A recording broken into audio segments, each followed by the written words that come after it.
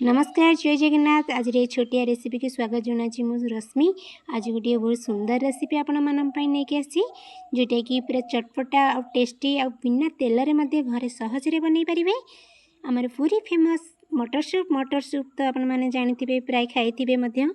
Video start करिया पूर्व जदि चैनल को सब्सक्राइब करना ताले जल्दी जल्दी सब्सक्राइब कर दियंतु, लाइक कमेंट शेयर मध्ये कर दियंतु। चलंतु वीडियो स्टार्ट करिबा। प्रथमे मुझे राति मटर सब भिजै रखी सी पूरा भलसे देखते भिजी जाइए। भलसे धोईकी सहित दुटा आलू नहीं आलू को भलसे धोईकी डिश रे दे देती 15 मिनट सीझापी।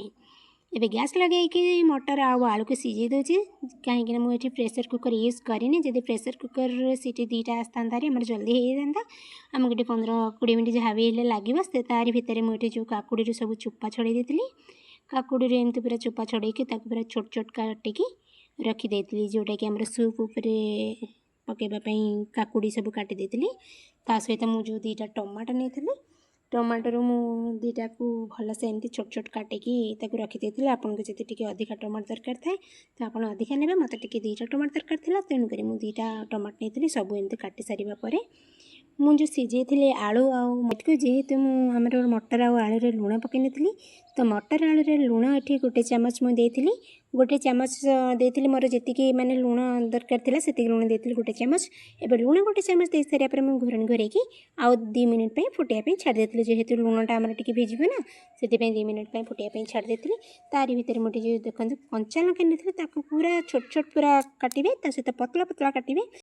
एबे लंका सब काटी सारापर मुझे कोरिएंडर पत्र नहीं बारी ये बड़ कोरिएंडर पत्र एमती पूरा सरू सरू लंबा लंबा कर प्रथम काटी देती एमती पूरा छोट छोट करके काटी सब कोरिएंडर पत्र काटी सारापर मुझे गोटे लेमन नहीं से लेमन को एमती गोटे लेमन नहीं बेसी नहीं नी जेहेतु आम तेंतुली रस अच्छे तो गोटे लेमन नहीं काटी देती।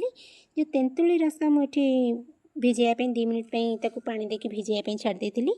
तारी भितर मुझे जो आम सब नहीं काटिकी कोरिएंडर पत्र टमाटो काकुड़ी पियाज कंचा लंका ये आंब कषिया अदा नहीं काटिकी सब रखी एबे देखते आम जो नहीं आम तेंतुली रस भलसे चकटिकी तार मंजी बाहर कर देती गोटे कंचा लंका भलसे एमती चकट देती। एबे आलू मटर जो सीझे से तो पूरा हो गलानी तो आलू चोपा सब एमती छड़े देते भलसे चोपा छड़े सारापर भलसे एमती चकट देती।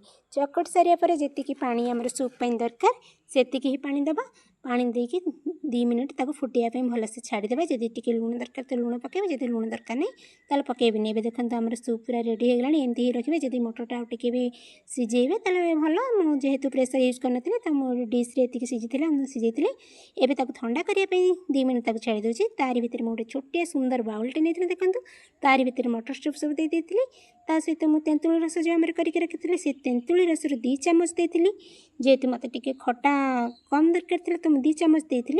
आपड़ जब टे चटपटा आहरी दरकार तो तेंतुली रस टे देवे सहित मुझे काकुड़ी देती जो पियाज छोट छोट काटिकी रखी दे देती। पियाज दे सारापर मुझे काटिकी रखी टमाटो को देती टमाटो सब दे सारापर तादे मुझे छोट छोट जो काटिकी रखी आमर अदा आ कंचा लंका आंब कषिया अदा रखी ना से आंब कषिया अदा को देकी टिके कोरिएंडर पत्र दे देती जीरा सुखला लंका पाउडर करके रखी दे देती चाट मसाला आमचूर पाउडर दे सारापर मोटे टिके लेमन देती चटपटा पूरा आसापी से लेमन टिके चिपुट सारापर देखते आमर मटर सूप पूरा रेडी हो गलानी। आज रेसिपीटी जब भल लगी ताल मत कमेंट माध्यम निहाती जनातु। आगक आहरी नुआ नुआ रेसिपी नहीं आसबि। रही जय जगन्नाथ।